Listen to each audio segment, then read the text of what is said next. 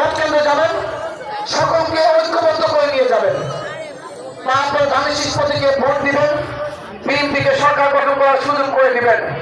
ইনশাআল্লাহ বিএনপি যদি সরকার গঠন করতে পারে, তাহলে যেই চব্বিশন সন্ত্রাসের জনপদে পরিণত হয়েছিল, যেই চব্বিশন মাদকের আখ্যায় পরিণত হয়েছিল, যেই চব্বিশন দুর্নীতির আখ্যায় পরিণত হয়েছিল, যেই চব্বিশনের সরকারি দলের নেতা কর্মীদের নৈতিকতা মারাত্মক অলঙ্কার হয়েছিল, সেই চব্বিশন মন্ত্রকে আমরা শান্তির জনপদে পরিণত করতে চাই।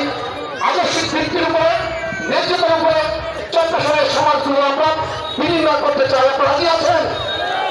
রাজি থাকা সবাই হাত তুলো। কে কে রাজি নেই আমরা দেখা দেখবো। এই যে পাচ্ছি না একজন, ধন্যবাদ, সবাই রাজি আছেন। আপনারা শুধু রাজি থাকলে হবে না, কারণ নারী ভোটারের সংখ্যা অনেক, 2.5 লক্ষ নারী ভোটার রয়েছে। আপনারা সামনাসামনি আর কয়জনকে ভোটের জন্য বলতে পারবেন? আপনাদের দায়িত্ব হচ্ছে আজকে থেকে মোবাইল ফোনে আপনাদের আত্মীয় যে মনপুরে বাস করে তাকেও আপনি ফোন করবেন যে আমি আমাদের বাস করে, কেউ মাদ্রাজে, কেউ রসুলপুরে, তাদেরকে ফোন করে ধানের শীষ প্রতীকে ভোট দেওয়ার জন্য আহ্বান জানাবেন, উৎসাহিত করবেন, উদ্বুদ্ধ করবেন। এরকমই করেন থাকলে ঠিক না?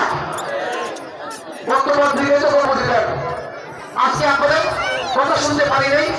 ভবিষ্যতে যদি আল্লাহ তৌফিক দান করেন, বিএনপি ক্ষমতা আসে এবং আমি আপনাদের প্রতিনিধি হতে পারি, তাহলে এরকমের মিটিংয়ে আমি আপনাদের সাথে দর্শক সাহিত্য পারবো।